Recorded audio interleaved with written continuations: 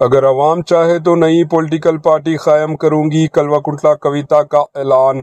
तेलंगाना के सीनियर रहनुमा के कविता ने बड़ा सियासी बयान देते हुए कहा है कि अगर अवाम चाहें तो वो एक नई पॉलिटिकल पार्टी के क़याम पर गौर करेंगी।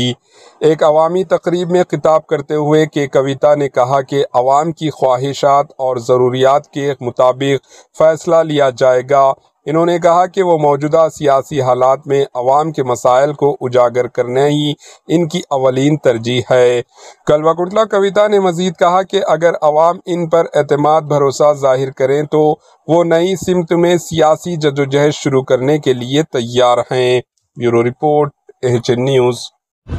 తెలంగాణ జాగృతి సంస్థ మీ అందరికీ తెలుసు 19వ సంవత్సరం మేము ఒక ఎన్జిఓగా పుట్టినా కూడా ప్రతినిత్యం ప్రజల కోసమే మాట్లాడినాం. ఆనాడు తెలంగాణ ఉద్యమంలో కూడా పాలిటిక్స్ మాట్లాడినాం. తెలంగాణ ఉద్యమంలో కూడా రాజకీయ సమీకరణలు ఎట్లుండాలి, తద్వారా తెలంగాణ ప్రజలకు ఏ విధంగా బెనిఫిట్ పొందాలనే అంశాలు ఆనాడు మాట్లాడినాం.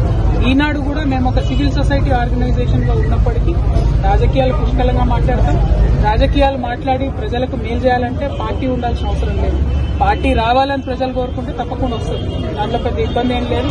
పక్కనున్న ఆంధ్రప్రదేశ్ లో 2 పార్టీలు ఉన్నాయి, తమిళనాడులో 2 ప్రాంతీయ పార్టీలు ఉన్నాయి, ఆంధ్రప్రదేశ్ లో 3 ఉన్నాయి, అట్లనే కేరళలో అయితే గల్లీకోటు ఉంటుంది. పార్టీలు ఉండడం లేకపోవడం పెద్ద విషయం కాదు. జాగృతి పార్టీగా మారడం కూడా పెద్ద విషయం కాదు. కానీ దానికి కూడా ఒక సమయం, సందర్భం ప్రజలకు అవసరం. అల్టిమేట్ గా నాకేం లాభం ఏ పార్టీ అయితే, ప్రజలకు లాభం కావాలి, మా కోసం కాదు కదా పార్టీ.